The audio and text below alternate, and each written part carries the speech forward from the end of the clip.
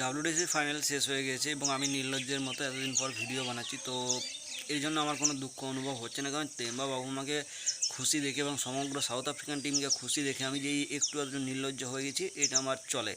কারণ আমি আগে নিজে যেভাবে ডাব্লিউটিসি ফাইনালটাকে দেখেছি, যেভাবে আমি সেলিব্রেট করেছি, তো সেই জন্য একটু দেরি হয়েছে এবং এটার পেছনে আমার সবচেয়ে বড় নিজেরই ভূমিকা রয়েছে। কারণ সাউথ আফ্রিকার খুশিতে আমি এত খুশি হয়ে গেছি যে আমার ভিডিও আসছে না বলে আমার মনেই ছিল না। আমি জানি না আমার লাস্ট কয়েকটা ভিডিওতে কপিরাইট কেন আসছে, কে কপিরাইটটা কে মারছে। আমার নিজের ভিডিও না, আমি কোনো গানই ব্যবহার করি না কোনো ভিডিও, তো তাও আমার ভিডিওতে কপিরাইট কেন আসে, কেউ যদি জেনে থাকো অবশ্যই কমেন্ট বক্সকে জানো। কারণ যদি এত কপিরাইট চলে আসে তো আমি এত ভিডিও বারবার ডিলিট করতে পারবো না এবং এটা সম্ভবও না। এবং ইউটিউব থেকেও কোনো মেল বা মেসেজ আসছে না যে কোন ব্যক্তি বা কিসের জন্য আমার ভিডিওতে কপিরাইট আসছে। তো এরপর যদি ডাব্লিউটিসির ফাইনালে আসি, তো ডাব্লিউটিসির ফাইনালে সাউথ আফ্রিকার জন্য দুইজন হিরো রয়েছে। এক কাগিসো রাবাডা, যে 111 রান কনসিড করে, টোটাল 111 রান কনসিড করে এবং সে টোটাল উইকেট নেয় 9টা। এবং অপর দিক থেকে তেম্বা বাহুমা আরও একজন সাইড হিরো, যাকে আমরা পুরোপুরি হিরো বলছি না, কারণ সে টোটাল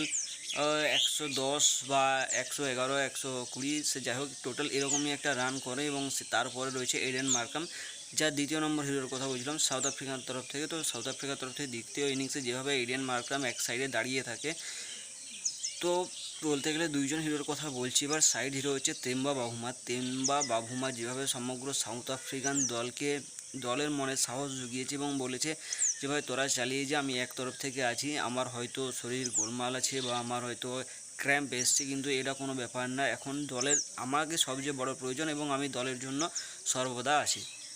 তো তেম্বা বাভুমা লাস্ট রান যখন হয়, সাউথ আফ্রিকার যখন লাস্ট রান দরকার, তারপর সবাই সেলিব্রেট করলো, তেম্বা বাভুমা কিন্তু কোনোভাবেই সেলিব্রেট করেনি।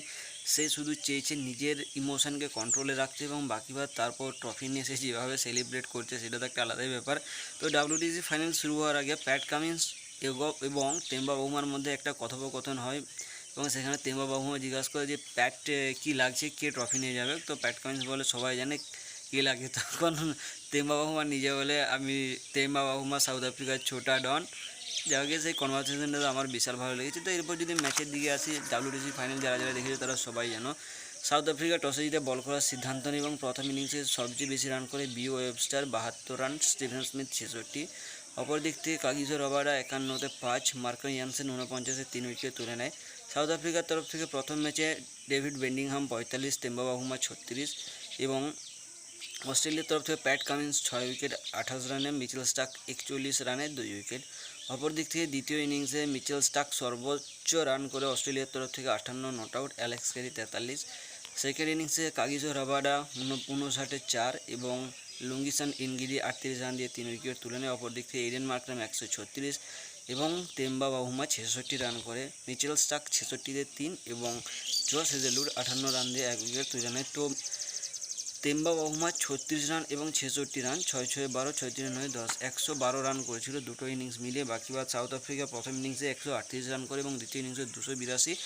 অপর দিক থেকে অস্ট্রেলিয়া 212 এবং 207। তো আমার একটা জিনিস দেখে বিশাল ভালো লেগেছে যে ডাব্লিউটিসি ফাইনাল বা কোনো ফাইনাল পর্যায়ে বা কোনো ফাইনাল ম্যাচে এখনও পর্যন্ত যেভাবে লাস্ট ডাব্লিউটিসি ফাইনাল হেরেছে অস্ট্রেলিয়া, এরকমভাবে হার কোনোদিনও বা এরকম হারের স্বাদ কিন্তু কোনোদিনও এর আগে অস্ট্রেলিয়া পায়নি। তো অস্ট্রেলিয়াকে হারের স্বাদ পাওয়ানোর জন্য এবং সাউথ আফ্রিকাকে তাদের ক্রিকেট হিস্ট্রিতে প্রথমবারের জন্য ট্রফি জেতার যে আনন্দ সেটা গ্রহণ করার জন্য অভিনন্দন। কারণ তারা এখন সেলিব্রেটেই করছে, বাকিবার এখন তাদের কোনো ম্যাচ নেই। তারা নেক্সট টাইম যখন আসছে বা সামনে যখন তারা টিম ইন্ডিয়াতে না, তারা ইন্ডিয়া ট্যুরে আসবে, সেটা হচ্ছে নভেম্বর মাসে। তখন আমাদের এখানে পুরো ঠান্ডা ঠান্ডা আবহাওয়া চলবে, সেখানে টেস্ট ম্যাচ, তার মজাই আলাদা।